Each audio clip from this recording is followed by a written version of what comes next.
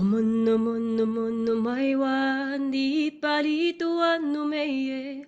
Hono mono no mono mai wa hami aita tuan di pai wakandu ambi shai ai ka tuan dendo mendo hamon waita ninga tua mai ane handai wa kiwa puda ni na ya shai wa kitai ku atuno henne ho Hamyaki heiki, honon no mai wa honon no mai, honon no mai wa honon no mai, honon no mai wa honon no mai, honon no mai wa honon no mai.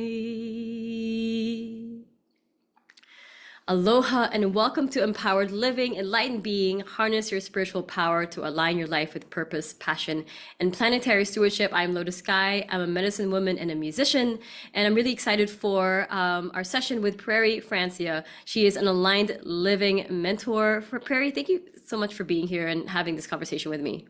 My pleasure. Thank you so much for having me on your show. I'm really excited to talk about what you say is a holistic approach to healing. I think this is really important as it relates to um, transformation in general. And I remember when I first went on my healing journey, I thought it was like a purely psychological process, you know?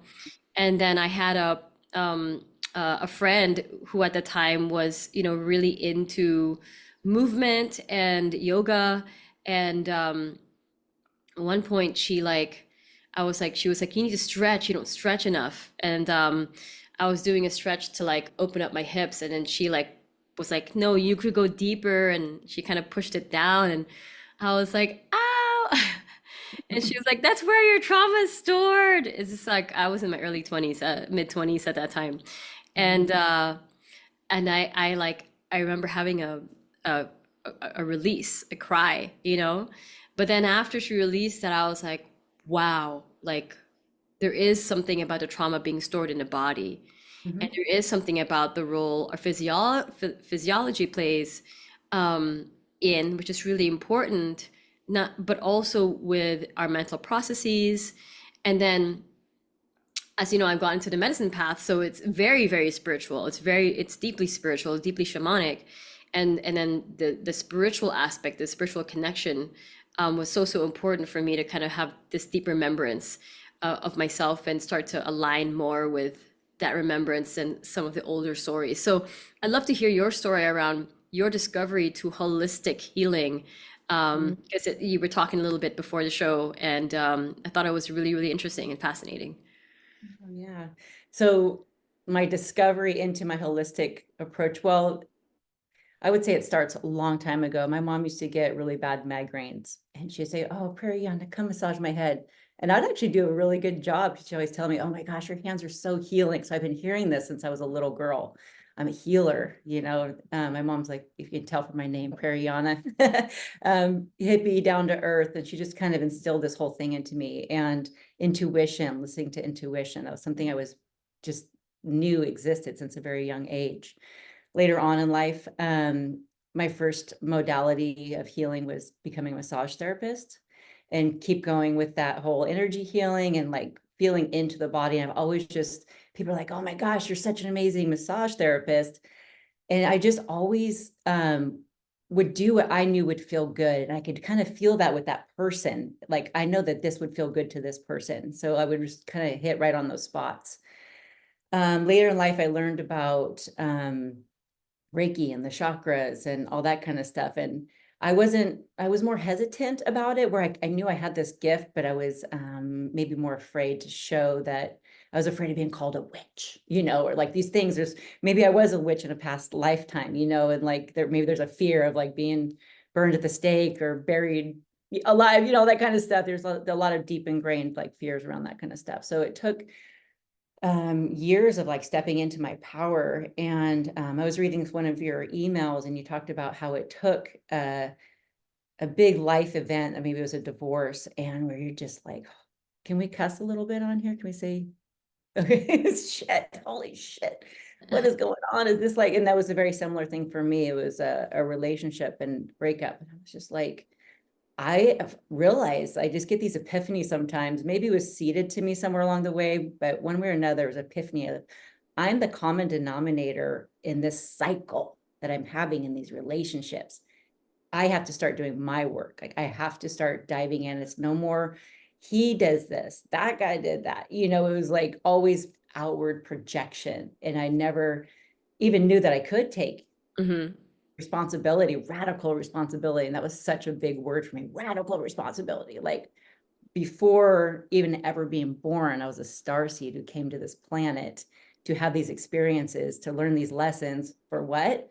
To help share them with other people and help them get the path down so that we can stop the suffering in this lifetime, stop the intergenerational traumas that are coming in from our ancestors, coming in from messages from society. And so that when we have our children or our, you know, we're aunties and uncles, and so our nieces and nephews, they can see us healing and growing. And, you know, the more that we can amplify it, the better, right? So that's like kind of the early part of my, you know, coming into this healing work of like just having to dive so deep into my work because I didn't want to be miserable anymore. I wanted to be happy.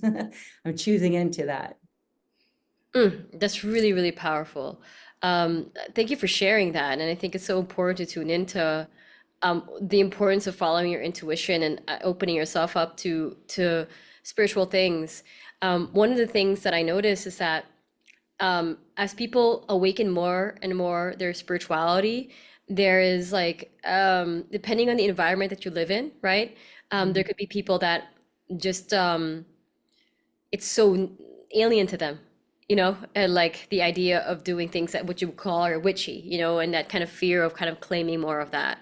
Mhm. Um, and I think in the process you end up trying to find your way. You're trying to find where your tribe is, or people who kind of can resonate with what you're feeling. And I think there's also something there very special, and especially to people who are watching this, because if you're someone that's watching this, like it could be so easy to just live like everyone else does, right? And just kind of go through the motions of life and the unconscious patterns that we go through, and for you to be here means that you're kind of willing to awaken, or willing to explore certain concepts that you didn't explore before. And Mhm. maybe also for some of these people in the audience, like maybe just like with you and me, there was a big catalyst in our life, something that broke our heart, something that got us to stop and we like, wait, what's going on, Mhm. and then go on that journey for transformation. So I think that's really, really beautiful. um Going into what you shared about holistic healing, Mhm. what would you say are the main parts of what makes healing holistic? What would you say are the main parts that people should like look into? You can Right. share it briefly. I know this like could be a 3-hour Yeah. conversation, right? But Right. Well, when we're looking at a holistic approach, say you want to like maybe lose weight or you want to just feel healthier, or you're just feeling a disease and somebody's like, oh, you need to go to the gym, that's not the end all be all going to the gym, right? And working out, you still need to, and by you we say you in general, we need to go in and do that interpersonal work, diving into what's causing this dis-ease, this discomfort, this unhealthy state of being, right? Because that's energetic. Like you're saying, you could feel it in your body. It's somatic. It stores in our cells for until we release it through that movement you were talking about, Mhm. shaking and releasing of that trauma. So it's not enough to just do the one thing. It's mind, body, and spirit. We need to eat nutritious foods that are nourishing our bodies. If you look at a plant that's sick, there's a little app, it'll tell you this plant needs this sunlight, water, this nutrient, coffee ground beans. It's the same thing for our bodies. We're more susceptible to disease when we're out of alignment with our nutritional balance. If we're eating dead food, that's low vibrational food, we need to start changing that up, eating more higher vibrational food, consuming water, all that kind of stuff, good stuff that nourishes us. Going into the spirit, I do work with the chakras, going from the root chakra all the way up to the crown chakra and around the aura. There's the 7 major chakras. If one chakra is out of alignment, then we're out of alignment, basically, right? So, and that goes all the way up to our crown chakra. And we need to have this connection to spirit too. So when we're thinking about that, some people forget about that, like even to pray or to like to ask, like, please, whatever you want to call spirit, God, whatever you know spirit as, find your connection, whatever your belief system is going to be, tune in with that, create a ritual around it, a daily practice, whether it's waking up saying, I'm so grateful for this. Name 3 things that you're super grateful for, and just like really feel that gratitude in your body. And then tuning in, whatever it is, it's praying, maybe it's reading, journaling a little bit, some kind of practice every day. So you're actually engaging in that energy there, and that can help tune in and opening up your reception to that energy. And going into, I was talking about gratitude and your practices. I kind of lost my train of thought on that one, but basically it comes down to mind, body, and spirit. And we can't just focus on one. We need to do the holistic approach and tune into every little element of that. Yeah, I mean, uh, I I teach this in the alchemy dimension of the Earth Warrior way, but like how sometimes if you're feeling off in the day, um, Mhm. I mean, I'll share it briefly. Like in alchemy, one aspect of it is like if you're feeling off or out of alignment with yourself, I first start with the body. Have I drank water? Have I eaten? Have I had enough sleep? Have I had some kind of connection, conversation or a hug or something like that? And usually, if it's one of those things, like I really didn't sleep well, so my wiring is off. So I don't need to get into a story about it. I don't need to go to a shamanic journey about it and go to my inner child or anything like that. I just need to get sleep. You know, things are off, but once I take care of my body, I've exercised, I've eaten well, I've had good sleep and all that, and I'm still feeling off, usually then I'll take care of my spiritual. As even if my mental is out of whack. When my mental is out of whack and I'm overthinking, I don't try to approach it mentally first. I take care of the body first, and then I go to spiritual. So this Mhm. is where I would work with, spirit or energy. If I find that I am have an excess of an energy, excess thought patterns, or excess emotions, Mhm. I'm a triple cancer, so I like usually have an excess of energy in some ways. Mhm. I feel deeply, I feel very deeply. So I'll do the release that I need to do, or shake it off, or however way movement. And then I'll come into like a spiritual balance within myself energetically, but then also ensure I cultivate my own connection to God. Like you said, God, universe, goddess, however you want to identify with a higher power. Because usually what I find, and for me, and I think finding many individuals find this really helpful, is the uh, the the the feeling of the higher power to support us in our groundedness in life, Mhm. and to help us tap into our greater intuition. If you don't feel the support of something greater than ourselves, will likely kind of feel alone, which is not true. We're connected to all that is, and as divine beings, we are, we are connected to all that is. So, um, It's very powerful yeah. what you're talking about reminded me of faith. Having faith is one of the biggest things that's gotten me through the hardest times of my life, the darkest of nights, of just like, God, I know you have a plan for me. And even just saying that and admitting that was like so powerful. Like, God has a plan. There's light at the end of that tunnel. There's a rainbow beyond the storm. It's going to calm. And just having faith that it's going to be even freaking better than anything you had ever imagined, like this relationship that I was in. I was like, oh, I'm never going to find somebody else, or like I put so much work into this one. It's, all these stories, right?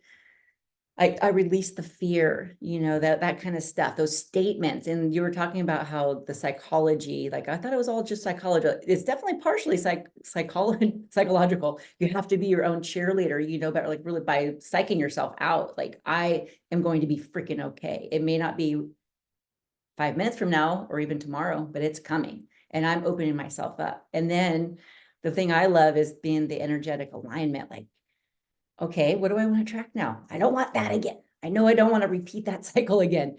How do I change myself to start attracting the kind of energy that I want? How do I start becoming more of that energy? And it's not just male, female, or like lovers, it's girlfriends, it's best friends, it's people that you want to work with. We found each other, you called it in, you created that energy. And I was like, heck yeah, of course I want to participate in this, so we become that energetic alignment to what we're attracting. Mm. I love what you talked about with alignment, because I think all these practices that we share about journaling, movement, meditation, Mhm. um, prayer, they're all ways to support us to return to alignment. And I Mhm. also love what you shared about, like, if we want something to change in our world, if we're trying to attract a certain thing, in our world, um, it's our responsibility to ensure that our energy is in alignment with that energy as well, that we are embodying that energy that we are designed to attract, Mhm. because it's what we prefer, because in some ways the things that we're, because it's who we are inherently. And it's reclaiming our own power to be the creator of our lives. So I think that's really, really powerful. I'm curious around your and to say too, like, I find that when I work on a level that involves both the spirit, the body first, and then working with the spirit, I always notice that after those two layers, my mind starts to actually take care of itself. And I think, Mm. like, no, seriously, like in the past, when I would get anxious about something, I'd think about it Mhm. incessantly, obsessively, and treat it psychological. And then what I found was, like, when I take care of the biochemistry in my body, and then when I take care of my spiritual connection, sometimes the worries of my mind are all just the results of an overthinking, fatigued mind, Mhm. and and uh, and also, because my mind is kind of more taken care of, I'm able to reprogram it. I'm able to actually use it to, use my thoughts in an intentional way, and I'll actually feel resourced to Mhm. use my thoughts in an intentional way. I'm curious, like, what's your perspective on that? Because I know that you also tune in on an analytical level with, well, not analytical, but a psychological level, Mhm. how you would work with the mind. Now that we talked about the body and the spirit. Right. So, when I'm working with clients and working with myself or whatever it is that I'm doing, I always start with the grounding work. What we did, you chanted in this grounding energy into this conversation here. Start with that, going through, doing a little healing through each one of my chakras, or helping my clients work through that process. Little movement, opening, stretching, breath work, balancing the left and right hemispheres of the brain, relaxing that ego mind, right? So when we're trying to do a session and our ego is like, I never did anything wrong. It was all that, blame, blame, blame. And there's no reception there's like this block, right? When we can drop that ego mind and just tap into the spirit body, and we can say, okay, I'm ready to go into here, into that place. We're so afraid. We just constantly are like running from anything that hurts. We're numbing out with substances. We're numbing out with exercise, with sex, whatever it is. We're distractions. I don't want to feel that. I don't want to process it. I don't want to talk about it. We need to get into that place where, through the breath work, through the visualization, through the breakdown of that ego. And I'm not knocking the ego completely, because the ego is information, and we need all the information we can get, right? So when we get into that point, through the movement, through the breath work, then we can start going in and visualize getting into just that comfortable space, meeting our wise elder self, having a conversation of like what our wise elder self did. They're at the end of the line where they had lived the perfect, beautiful life that we always wanted to create. What did they do to get there? And have that conversation. Who did they talk to? What did they say yes to? What did they shut out? Because that wisdom is always there, and that's part of that connection with spirit. The wisdom, we just have to tap into it, and that's what the part of like the body, and having a clean temple, so that we can actually be receptacles of that energy and that wisdom. So we can do the downloads, and do the inner child healing. Those are priceless, to be able to help a client get to that point where they are ready to go in and actually face that moment. That first time I felt alone, that first time I felt unworthy, the first time I felt scared, that kind of thing. What was going on in that moment? And you can drop right back to that first time and heal that child there and imprint it into you. And it's like you're talking about, it's encoding, it's new downloads. We need to be able to receive that information. So that's part of the energy work, and when we find the imbalances in the chakras, we talk about that kind of stuff. Okay, so your root chakra is out right now. What's going on? And sometimes it's so fun. I get to intuit. Did you just go through a move? Did somebody just die in your life? Because those are big upheavals, and it's the more straightforward I can be and just kind of get to it. I'm a believer in people are paying me for my time, right? So the more that we can get into it and start healing, the better. So root chakra, it's like Maslow's hierarchy of needs. We need to have our foundation taken care of. So how do we take care of that? And there's this thing, I'm not anti fake it till you make it. What do people do who have strong foundations? How do they think? How do they feel? I'm like, sometimes I'll say I could be living in a cardboard box. I've experienced homelessness in my life before. And just thinking about, I'm so grateful to have this friend's couch to be sleeping on and being like, I want more of this. I want to create more. Thank you so much, God, for this place to sleep, even though it's not mine, it's not my house, but I'm so grateful for this. Then we can create more from that space, even if it's, I was going to say, a cardboard box that we're sleeping on the street. I'm so grateful for this shelter. I want more like this. Thank you, God, for this, what you've provided here for me. And I start love that mantra. That's beautiful. I think gratitude is one of the greatest prayers, to be honest with you. And yeah, and I love that. Oh, thank you for this. Like even if it's just a cardboard box, because Right. you're so practicing that what it represents for you, and you're affirming that you want more of Exactly. that, and calling that in. So that's so wonderful. Prairie, thank you so much for everything you've shared. I think this is so beautiful, and the way that you share it, it's in such a digestible way. Healing can be a complex journey, but when we keep it simple, in these ways, in these tools, it can actually be quite beautiful. So I know you have a beautiful free gift for everyone. It's a distance Reiki healing that includes aura clearing, chakra analysis, and chakra balancing. I know you talked about chakras quite a bit here. So to those people who are interested in claiming this free gift, the link is here on the page, as well as Prairie's information and her website, so you can have a peruse through it, and see her offerings. Prairie, thank you so much for offering your time, energy, and space into this show. I really appreciate it. Absolutely. Thank you, Lotus Sky. This was great. I really appreciate you. And that's it for this session. This is Empowered Living Enlightened Being. I am Lotus Sky, and thank you for being here. Big love.